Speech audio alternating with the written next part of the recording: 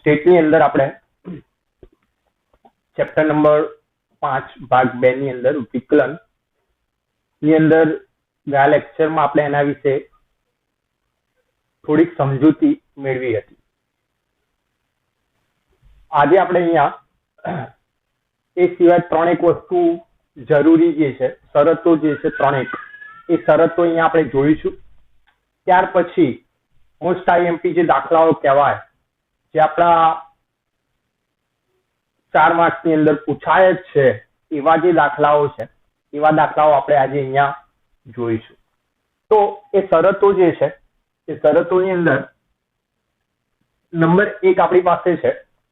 આ શરતો આપણે દાખલાની અંદર ઉપયોગ કરવાની છે. જેમાંથી તમને એવું કીધું છે કે ઉત્પાદન ખર્ચનું જે વિધેય છે, ઉત્પાદન ખર્ચ ના વિધેય સી ને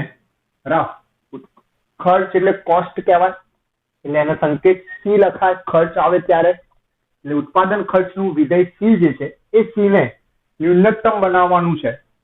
એની શરતો છે ન્યૂનતમ બનાવવાની શરતો. ઉત્પાદન ખર્ચનું જે વિધેય છે સી, એને શું કરવાનું છે? ન્યૂનતમ બનાવવા માટેની શરતો છે. જેમાં 2 શરતો આવે. પહેલી શરત આવે જરૂરી શરત છે, જે દરેકની અંદર હોય, જરૂરી શરત. અને બીજી શરત જે છે એ નંબર 2 આપણી પર્યાપ્ત શરત હોય. આપણે એ જરૂરી અને પર્યાપ્ત શરતો જે છે અહીંયા લખવાની છે. ઓકે, એટલે હું અહીંયા જરૂરી અને પર્યાપ્ત શબ્દ લખતો નથી. અહીંયા ફક્ત હું શરતોની અંદર પહેલી શરત લખીશ અને નંબર 2 બીજી શરત લખીશ. હવે શરત શું છે? તો તમે આ વિધેય સી છે એનું વિકલિત શોધો તો એનો સંકેત શું થાય? એનો સંકેત થાય dc/dx થાય. આપણે વિધેયના વિકલિતના સંકેતો ગયા લેક્ચરમાં ચર્ચા કરી હતી કે દરેક વસ્તુમાં સંકેતો કરતા જે પ્રમાણે હોય એ પ્રમાણે વિકલિતનો સંકેત ચેન્જ થતો હોય. એટલે કે dc/dx શું થાય? ઇક્વલ ટુ શું થાય? 0 થાય. આ એની પહેલી શરત છે કે તમે જે પ્રથમ વિકલિત શોધો છો, આ ઉત્પાદન ખર્ચનું જે વિધેય છે એનું પ્રથમ વિકલિત શોધો છો, એ વિકલિત કેટલું હોય? ઇક્વલ ટુ શું હોય? 0 હોય. આ એની પહેલી શરત છે. બીજી શરત છે એની કે d²c/dx², મતલબ કે d²c અને dx² નો અર્થ શું? તો કે દ્વિતીય વિકલિત, બીજું વિકલિત. તો કે બીજું વિકલિત જે છે ન્યૂનતમ કીધું છે. ગયા લેક્ચરમાં આપણે ચર્ચા કરી હતી કે જ્યારે ન્યૂનતમ કહે છે ત્યારે તમારે શું કરવાનું છે? ગ્રેટર ધેન યાદ રાખવાનું છે. અને મહત્તમ કહે છે ત્યારે તમારે શું કરવાનું છે? લેસ ધેન યાદ રાખવાનું છે. તો અહીંયા ન્યૂનતમ કીધા છે, તો બીજું જે વિકલિત છે એ તમારું શું હશે? ગ્રેટર ધેન 0 હશે. આ એની 2 શરતો છે કે ઉત્પાદન ખર્ચના વિધેય સી ને શું કરવાની? ન્યૂનતમ બનાવવા માટેની 2 શરતો. એ જ રીતે બીજું આપણે કે આમદની જે આપણી આર છે, આપણે ચર્ચા કરી હતી આમદની, સીમાંત આમદની, બરાબર. તો આમદની કે આવક જે છે એ આર ને મહત્તમ બનાવવા માટેની શરતો છે. મહત્તમ બનાવવાની શરતો છે. તો એની જે શરતો છે, એની શરતોમાં નંબર 1 શરત છે આપણી પાસે. તો ફરીથી એ જ વસ્તુ, પહેલું વિકલિત એનું, એટલે આપણે એનું પહેલું વિકલિત લખાય dr/dx લખાય. એ ઇક્વલ ટુ શું હશે? 0 જ હશે. પ્રથમ વિકલિત ઇક્વલ ટુ શું થશે? 0 જ થશે. દરેકમાં પહેલી શરત તો કોમન હશે. બીજી શરત શું છે? તો બીજું વિકલિત, એટલે બીજું વિકલિત એનું કહેવાય d²r/dx². d²r/dx². આ એનું બીજું વિકલિત થયું. અહીંયા શું કીધું છે? મહત્તમ કીધું છે. મહત્તમ હોય તો આપણે કીધું છે કે મહત્તમ હોય તો લેસ ધેન 0 આવે, બરાબર. ન્યૂનતમ હોય તો ગ્રેટર ધેન 0 આવે. તો આ બંનેની 2 શરતો થઈ. એ જ રીતે ત્રીજી વસ્તુ આપણી પાસે અહીંયા આવે કે નફો છે. નફો એટલે કેપિટલ P કહેવાય. નફાને શું કહીશું? Capital P. નફાને મહત્તમ બનાવવાની શરતો છે. તો મહત્તમ નફો ક્યારે થાય? એના માટે 2 જરૂરી શરતો છે, જેમાંથી પહેલી શરત આપણે લખીશું. એટલે કે પહેલું વિકલિત એનું લખાશે dp/dx = 0. પહેલું વિકલિત શું હશે? ઇક્વલ ટુ 0 હશે. બીજું જે વિકલિત છે, વિકલિત તમારું હશે d2p dx2 એનો સંકેત થાય, બરાબર. બીજું વિકલિતનો સંકેત અહીંયા શું થાય? d2p upon dx2 થાય. આ પ્રથમ વિકલિત, એનું પણ વિકલિત તમે અહીંયા શોધો, જેને d2p upon શું કહેવાય? dx2 કહેવાય.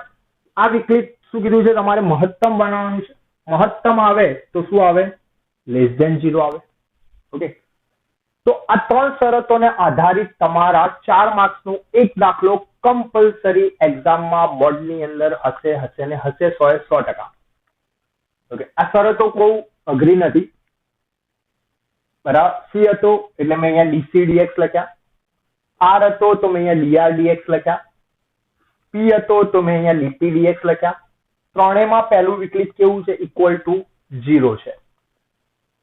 પછી બીજું વિકલિત મારું અહીંયા લખવાનું હતું, સી હતો એટલે d2c upon dx2 લખ્યા, પણ અહીંયા ન્યૂનતમ હતા એટલે greater than 0 લખાયા.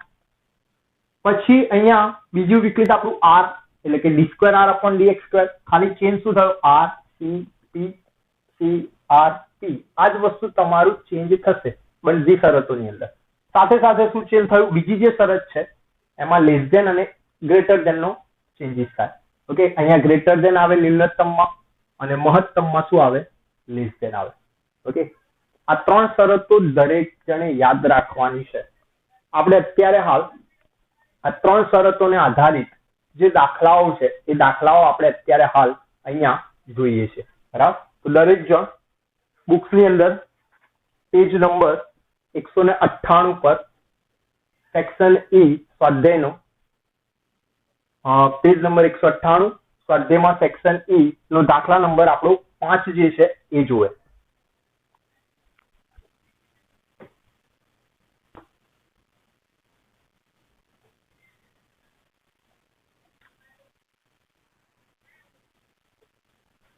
Okay, section E ની અંદર આપણે જોઈએ છે દાખલા નંબર 5. 5 ની અંદર તમને જો કીધું છે કે એક કારખાનામાં 100 ટન દીઠ ઉત્પાદન ખર્ચ 1/10 x² x ઘન -4x² + 50x + 300 છે. તો ન્યૂનતમ ખર્ચ માટે ઉત્પાદન નક્કી કરો. ન્યૂનતમ ખર્ચ માટે શું કરો? ઉત્પાદન નક્કી કરો. કેવી રીતે ઉત્પાદન નક્કી કરવું એ આપણે અહીંયા સમજવાનું છે. તો તમને અહીંયા ઉત્પાદન ખર્ચ આપેલું છે. ખર્ચ એટલે મેં શું કીધું? સી. ઓકે, એવું હોય તો અહીંયા હું ફરીથી લખી રાખું. ખર્ચ એટલે શું કહેશો? સી. નફો એટલે શું કહેશો? કેપિટલ પી, બરાબર. અને આમદની કે આવક કે છે તો એના માટે કેપિટલ આર યાદ રાખવાનું છે. અહીંયા આપણને ઉત્પાદન ખર્ચનું વિધેય આપેલું છે. ઉત્પાદન ખર્ચ એટલે શું કીધું છે? સી નું વિધેય આપ્યું છે. એટલે કે સી ઇઝ ઇક્વલ ટુ આપણને વિધેય આપેલું છે ત્યાં કે 1/10 x ઘન -4x² + 50x + 300. ઓકે, હવે તમારે અહીંયા શું કરવાનું છે? આ વિધેયને શું કરવાનું છે? ન્યૂનતમ ખર્ચ માટે ઉત્પાદન નક્કી કરવાનું. શું છે? મતલબ કે ખર્ચનું જે વિધેય છે સી, એને આપણે શું કરવાનું છે? ન્યૂનતમ બનાવવાનું છે. તે ન્યૂનતમ બનાવવા માટે હમણાં જ મેં 2 શરતો લખાઈ. તો ન્યૂનતમ બનાવવા માટેની આપણી પહેલી શરત છે અહીંયા કે dc/dx ઇક્વલ ટુ શું થાય? 0 થાય. અને બીજી શરત છે આપણી d2c/dx² ન્યૂનતમ એટલે ગ્રેટર ધેન 0 થાય. આ 2 શરતોનું પાલન થવું જોઈએ.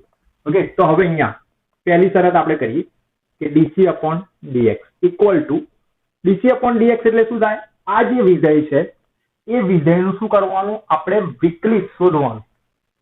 શું કરવાનું? આ વિધેયનું શું કરવાનું? વિકલિત આપણે શું કરવાનું? શોધવાનું થાય. તો આ વિધેયનું વિકલિત આપણે કેવી રીતે શોધીશું? તો દરેક પદના વિકલિતો કેવી રીતે શોધાય એ આપણે ગયા લેક્ચરમાં થોડી ચર્ચા કરી હતી. ઓકે, અહીંયા પણ એ જ વસ્તુ કરીશું. તો પહેલા પદનું વિકલિત શોધીશું આપણે. તો આ x ઘન છે, સહગુણક સાથે આગળ ગુણાકારમાં આવશે. આનો સહગુણક 1 કહેવાશે આની જોડે છે એટલે. તો 3 × 3 થશે અને ઘાત શું થઈ જશે? 1 ઓછી થઈ જશે. એટલે કે તમારું એનું વિકલિત શું થશે? 3x² અને ભાગ્યા જે 10 હતા એ તો એમના એમ રહેશે. માઇનસ આનું વિકલિત કેટલું થશે? આનું વિકલિત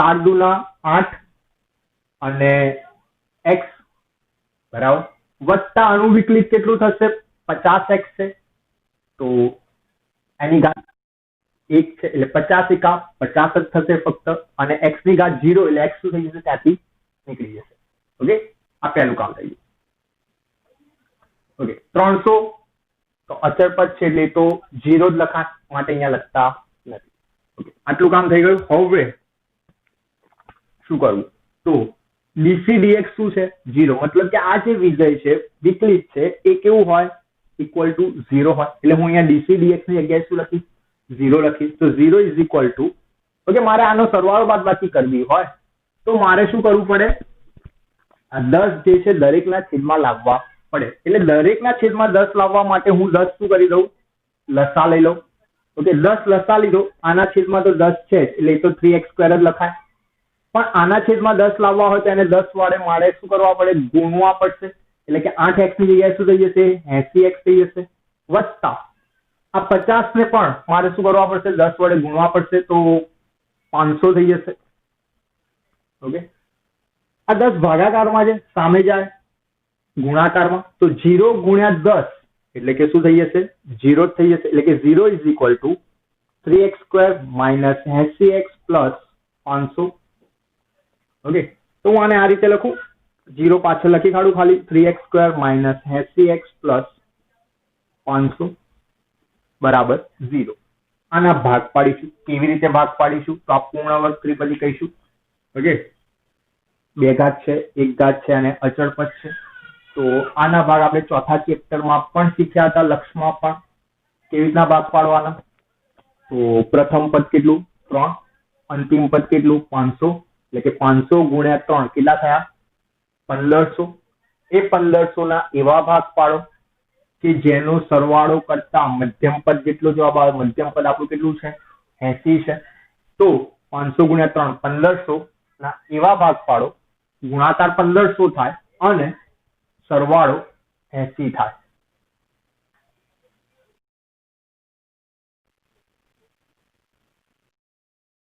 30 ગુણ્યા 50 ઓકે 30 ગુણ્યા તમે 50 કરો તો તમારો જવાબ શું થાય 1500 થાય અને 30 વત્તા 50 કરો તો શું થાય 80 થઈ જાય બરાબર એટલે આપણે આ 80 ની જગ્યાએ શું લખાય 30 અને 50 ઓકે તો પહેલું 3x² માઇનસ 50x આપણે પહેલા મોટું પદ લખાય માઇનસ 30x અને પ્લસ 500 ઇક્વલ ટુ 0 બરાબર હવે શું કરીશું કોમન કાઢીશું પહેલા બે માંથી શું કોમન આવશે તો પહેલા બે માંથી કોમન શું આવશે x કોમન નીકળશે બરાબર પહેલા બંનેમાંથી x કોમન કાઢી લીધો તો વધ્યું શું આમાં 3x વધ્યા અને માઇનસ 50 વધ્યા ઇક્વલ ટુ 0 આ બંનેમાંથી શું કોમન આવે 30x અને 500 માંથી કોમન શું આવશે 30x અને 500 બંનેમાંથી શું કોમન કાઢી શકો તમે 10 કોમન નીકળે આગળ નિશાની અહીંયા કઈ છે માઇનસ છે એટલે કે માઇનસ 10 કોમન આવી ગયા એટલે કે આપણને અહીંયા આવું લખી શકીશું કે x માઇનસ 10 ઇક્વલ ટુ 0 અથવા ઓર 3x માઇનસ 50 ઇક્વલ ટુ 0 બરાબર તો અહીંયા x બરાબર શું થઈ જશે માઇનસ 10 છે સામે જતા રહેશે પ્લસ થઈ જશે એટલે કે x બરાબર શું થઈ ગયા 10 થઈ ગયા અહીંયા 3x બરાબર માઇનસ 50 છે સામે ગયા પ્લસ 50 3 ગુણાકારમાં છે સામે લઈ જવું ભાગાકારમાં એટલે કે 50 ભાગ્યા 3 એટલે કે x બરાબર આપણો જવાબ શું મળ્યો 50 ભાગ્યા 3 મતલબ કે તમારે દરેકે દરેક દાખલામાં પહેલું વિકલિત શોધીને એ વિકલિતની કિંમત 0 મૂકીને x ની કિંમત તમારે શું કરવાની શોધવાની રહેશે આ પહેલું સ્ટેપ તમારું દરેક દાખલામાં હશે બરાબર 3 ને 3 ની જે શરતો જોઈ ગયા એના જે પણ દાખલાઓ આવે એ દાખલામાં આપણું પહેલું કામ કે પહેલું વિકલિત શોધો અને એ વિકલિતનો જવાબ શું કરો તમે 0 મૂકો અને સાદુરૂપ જે રીતે થતું હોય તે રીતે આપો અને x ની કિંમત શું કરો મેળવો હવે બીજું વિકલિત એટલે કે બીજી શરત આપણી d²c/dx². ઓકે બીજું વિકલિત એટલે જે વિકલિત તમે શોધ્યું છે એનું પણ તમારે વિકલિત શોધવાનું છે. તમે આ વિકલિત શોધ્યું, આ પદ હતું, આ વિધેય હતું, આ વિધેયનું વિકલિત આ થયું, આ વિકલિતનું પણ વિકલિત શોધાશે. તો આનું વિકલિત કેટલું થાય? તો 3 દુ 6x, છેદનું પદ એમને એમ જ રાખવાનું, છેદ અચળ છે, અચળ છેદ અચળ પદ હોય છેદમાં એટલે એમના એમ જ રહેશે, 10 એમના એમ જ રહેશે. એટલે કે 3 દુ 6x ભાગ્યા 10 જે હતા એમના એમ, માઇનસ 8x નું વિકલિત આપણે શોધવાનું. 8x નું વિકલિત શું થાય? ફક્ત 8 થાય, અને પ્લસ 50 એનું વિકલિત તો શું થઈ જશે? 0 થઈ જશે. એટલે આપણે લખવાનું રહેતું નથી. ઓકે, તો આ વિકલિત શું થઈ ગયું આપણું. હવે બીજું વિકલિત જ્યારે શોધી કાઢો તમે, ત્યારે એનાથી આગળ શું કરવું? તો એનાથી આગળ તમારે આ બીજું જે વિકલિત શોધ્યું છે એ વિકલિતમાં x ની કિંમત મૂકવાની. કઈ કિંમત મૂકવાની? તો આપણે x ની કિંમત અહીંયા ફાઇન્ડ કરી શોધી છે. બે કિંમત 50/3 મળી. તો આપણે આ બેમાંથી કોઈ એક કિંમત મૂકવાની અને આપણો આ જે વિકલિતનો જવાબ છે એ જવાબ શું કરવો જોઈએ? ગ્રેટર ધેન 0 આવવો જોઈએ. એટલે કે 0 કરતા મોટો જવાબ આવવો જોઈએ. આ બેમાંથી જે કિંમત તમે મૂકો અને જવાબ તમારો 0 કરતા મોટો આવે તો આપણે એવું કહી શકીએ કે આટલા એકમોનું ઉત્પાદન કરતા આપણો ખર્ચ ન્યૂનતમ થશે. જો તમે એના કરતા વધારે ઉત્પાદન કરશો તો ખર્ચો શું થઈ જશે? તમારો વધી જશે. એવું આપણે ત્યાં કહી શકીએ. એટલે ન્યૂનતમ ખર્ચો કેટલો થશે? ઓછામાં ઓછો ખર્ચો કેટલો થશે? એના માટે કેટલા એકમો ઓછામાં ઓછા ઉત્પાદન કરવા પડશે? તો આ બેમાંથી કોઈ એક એકમો હશે. બરાબર, આ એકમો મળી ગયા છે આપણા, પણ એ બેમાંથી કયા એકમોનું ઉત્પાદન કરવાથી આપણો ખર્ચો ન્યૂનતમ થશે? એના માટે આપણે અહીંયા x ની કિંમત શું કરવી પડશે? મૂકવી પડશે. ઓકે, હું x ની કિંમત માની લો કે પહેલા 10 છે, 10 મૂકી દઉં છું. ઓકે, તો x = અહીંયા 10 મૂકું છું આ વિકલિતમાં, તો શું થાય? 6 (10 / 10 - 8, આ 10 10 શું થઈ ગયા? ઉડી જશે. તો 6 - 8 એટલે આન્સર શું મળ્યો મને? -2 મળ્યો. -2 એટલે 0 કરતા કેવો કહેવાય? નાનો કહેવાય, લેસ ધેન 0 કહેવાય. મતલબ કે આ ઉપયોગી છે નહીં, આપણા માટે ઉપયોગી નથી. બરાબર, એટલે કે 10 એકમોનું ઉત્પાદન કરતા ખર્ચો ન્યૂનતમ થતો નથી. તો હવે x ની કિંમત શું કરીએ? બીજી મૂકીએ, 50/3 મૂકીએ. તો એ જ વિકલિત હતું આપણું, 6 (50/3 - 8 છે અને અહીંયા છેદમાં 10 છે. ઓકે, તો અહીંયા 3 દુ 6, બરાબર, એટલે 50 દુ 100, 100/10 એટલે કે 10 આવશે. 10 - 8 એટલે આપણો જવાબ શું મળ્યો? 2. જે શું કહેવાય? 0 કરતા મોટો કહેવાય, ગ્રેટર ધેન 0 કહેવાય. તો એનો અર્થ એવો થયો કે આપણે x ની કઈ કિંમત મૂકી? 50/3 મૂકી, ત્યારે આપણો ઉત્પાદન ખર્ચ જે છે એ ન્યૂનતમ થાય છે. એટલે આપણે છેલ્લે એક વાક્ય લખવાનું, સેન્ટેન્સ લખવાનું કે 50/3 એકમો ઉત્પાદન કરતા ખર્ચ ન્યૂનતમ થશે. બરાબર, 50/3 એકમોનું ઉત્પાદન કરતા આપણો ખર્ચો કેવો થશે? ન્યૂનતમ થશે. આ દાખલો આપણો 4 માર્ક્સની અંદર પૂછાય. બરાબર, હવેના દરેક દાખલામાં આ જ કામ આપણે કરવાનું છે. બરાબર, અને આવો જ એક દાખલો બોર્ડની અંદર 4 માર્ક્સમાં એક દાખલો પૂછાશે. ઓકે, દાખલા નંબર આપણે જોઈએ. દાખલા નંબર પહેલા જોઈએ આપણે 6. ઓકે, તો દાખલા નંબર 6 ની અંદર જો તમને ત્યાં કીધું છે કે કોઈ માલના x એકમો બનાવવા એકમ દીઠ ખર્ચ, અહીંયા પણ ખર્ચ આપ્યો છે, c આપેલો છે, 1000 + 8x + 5000/x. જે c આપ્યો છે અહીંયા લખું છું. c બરાબર 1000 + 8x + 5000/x. બરાબર, ત્યાં તમને કીધું હોય તો ખર્ચ ન્યૂનતમ થાય તે માટે કેટલું ઉત્પાદન કરવું જોઈએ? આના જેવો જ પ્રશ્ન પૂછ્યો છે કે ન્યૂનતમ ખર્ચ માટે કેટલું ઉત્પાદન થવું જોઈએ અને ન્યૂનતમ ખર્ચ પણ શોધો. ત્યાં એક પોઈન્ટ વધારે છે આના કરતા. ઓકે, તો પહેલા આપણે આટલું તો કામ કરીશું કે કેટલા એકમોનું ઉત્પાદન કરતા ન્યૂનતમ ખર્ચો થાય એ આપણે શોધીશું. તો હવે ન્યૂનતમ ખર્ચ માટે આપણે બે શરતો લખવાની થાય, પણ શરતો લખતા પહેલા આ વિધેયમાં x જે છે એ શું છે? છેદમાં છે. તો પહેલું કામ આપણે એ x ને અંશમાં લઈ જવો પડશે, તો આપણે વિકલિત સરળતાથી શોધી શકીશું. બરાબર. તો આ x ની ઉપર ઘાત લખી નથી. કોઈ ઘાત ના લખી હોય તો આપણને ખબર છે કે એના ઉપર ઘાત કેટલી હોય? 1 હોય. તો એ પદ મારે અંશમાં લઈ જવું છે છેદમાંથી, તો શું લખાય એની જગ્યાએ?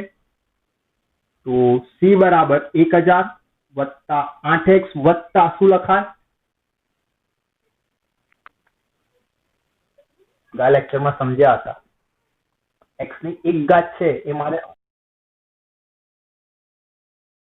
ઓકે x ની એક ઘાત મારે ઉપર લઈ જવી છે, તો શું લખાશે? 5000 x ની માઇનસ એક ઘાત લખાશે. બરાબર. આ આપણે અહીંયા જરૂરી હતું એટલે x વાળું પદ શું કર્યા? અંશમાં લઈ ગયા. હવે ન્યૂનતમ ખર્ચ કીધો છે, તો ન્યૂનતમ ખર્ચ માટે ફરીથી એ જ વસ્તુ કામ કરવાની, શરતો લખવાની. પહેલી શરત dc/dx = 0. બીજી શરત d2c/dx². ન્યૂનતમ કીધું છે એટલે આપણે અહીંયા > 0 જ લખવાના છે. ઓકે, તો પહેલી શરત શોધીએ dc/dx. પહેલું વિકલિત શોધીએ, મતલબ કે ઓકે, તો આનું વિકલિત શોધીએ દરેક પદનું. તો 1000 નું વિકલિત 0 લખવાની જરૂર રહે નહીં. 8x નું વિકલિત 8 બરાબર, એટલે 8 લખીશું. પ્લસ 5000 x ની માઇનસ એક ઘાત તો વિકલિત શું કરાય અહીંયા? ઓકે, શું કરાય અહીંયા? -1 અહીંયા ગુણાય, એટલે કે 5000 ગુણ્યા -1. તમે 5000 ને -1 વડે ગુણો તો -5000 થઈ જાય. અને x ની ઘાત કેટલી છે? -1 છે. એમાંથી તમારે એક વાત કરવાની, એટલે -1 માંથી તમે એક વાત કરો તો x ની ઘાત થઈ જાય -2 થઈ જશે. બરોબર. હવે dc/dx તો શું છે? આ વિકલિત કેવું છે? ઇક્વલ ટુ કેવું છે? 0 છે, જે આપણે શરત લખી હતી. એટલે કે ઇક્વલ ટુ dc/dx ની જગ્યાએ હું શું કરું? 0 લખીશ. 0 બરાબર 8 માઇનસ 5000 x ની -2 ઘાત. તો 0 બરાબર 8 માઇનસ, મારે આ x ની 2 ઘાત જે છે ને એ ઘાત માઇનસ છે, એ ઘાતને મારે પ્લસ કરવી છે. તો શું કરી શકું અહીંયા? ઓકે, એ માઇનસ ઘાત છે, એ ઘાતને મારે પ્લસ કરવી હોય તો મારે અહીંયા 5000 ભાગ્યા x ની 2 ઘાત લખાય. એ પદ મારે ક્યાં લખાય? નીચે લઈ જવું પડે, છેદમાં લઈ જવું પડે અંશમાંથી. જેમ અહીંયા x ની એક ઘાત હતી, આપણે એને ઉપર લઈ જવું હતું તો ઘાત શું કરી નાખી હતી? માઇનસ કરી નાખી હતી. એમ માઇનસ ઘાત છે ઉપર અંશમાં, એને પ્લસ કરવી છે તો એ ક્યાં લખાઈ જાય?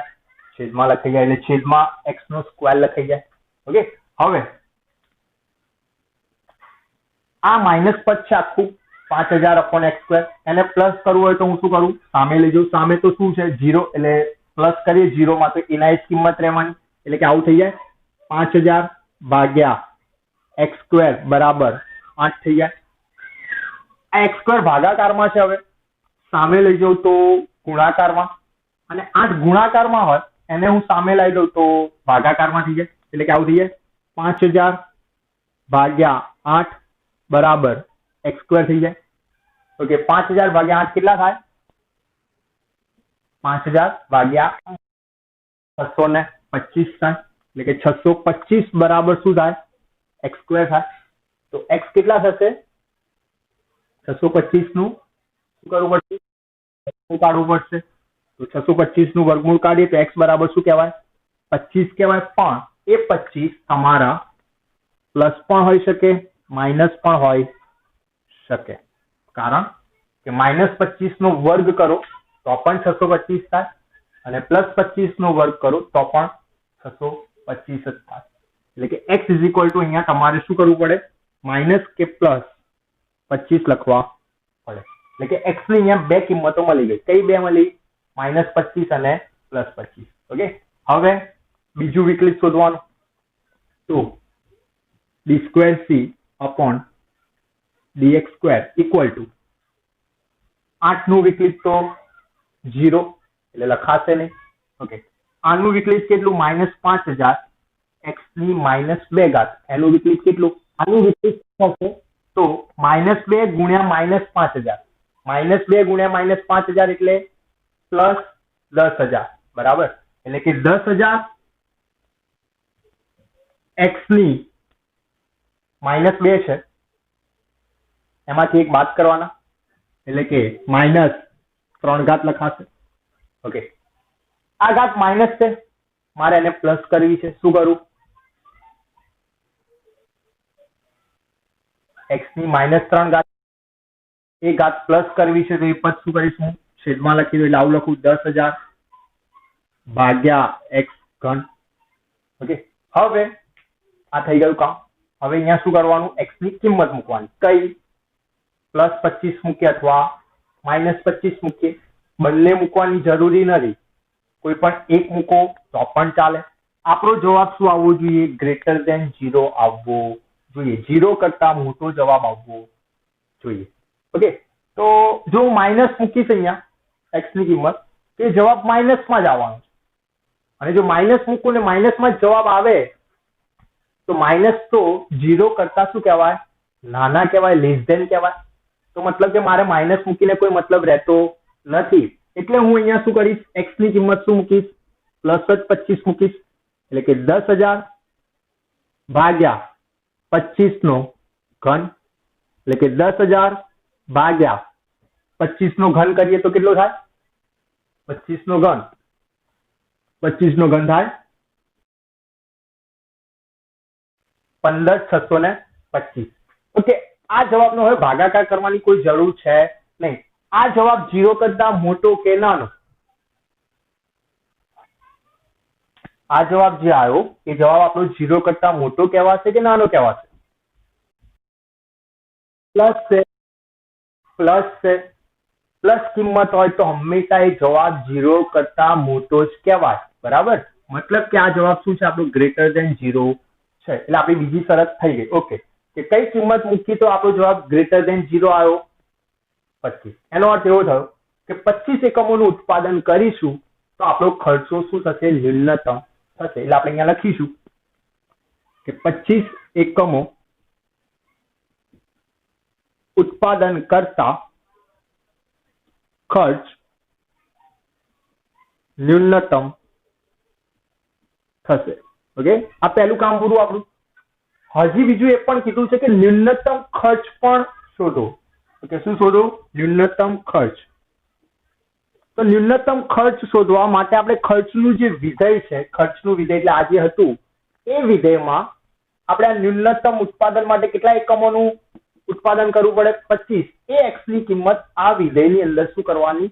મૂકવાની અને આપણે આન્સર લાવવાનો. એટલે એ વિધેય હું અહીંયા ફરીથી લખીશ. c બરાબર 1000 વત્તા 8x વત્તા 5000 ભાગ્યા x. એટલે કે 1000 વત્તા 8x ની જગ્યાએ હવે હું મૂકીશ 25 વત્તા 5000 ભાગ્યા 25. ઓકે, તો 1000 વત્તા 8 ગુણ્યા 25 કરો તો 400 વત્તા 5000 ભાગ્યા 25 કરો 5000 ભાગ્યા 25 તો જવાબ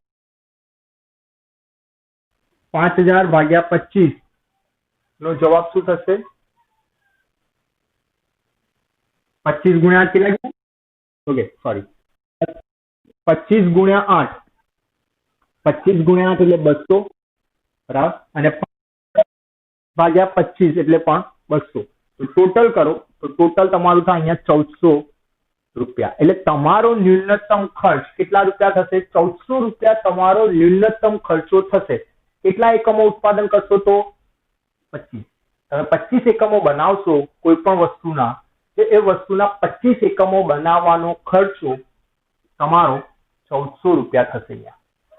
બરાબર. આ દાખલામાં આપણને ન્યૂનતમ ખર્ચ શોધવાનો કીધો ન હતો એટલે આપણે ક્યાંય શોધ્યો ન હતો. ત્યાં ખાલી ઉત્પાદનના એકમો જ કીધા હતા, એટલે ઉત્પાદનના એકમો જ ત્યાં શોધ્યા હતા. અહીંયા આપણને ન્યૂનતમ ખર્ચ પણ કીધું હતું, માટે આપણે ન્યૂનતમ ખર્ચ પણ અહીંયા શોધી કાઢ્યો છે. બરોબર.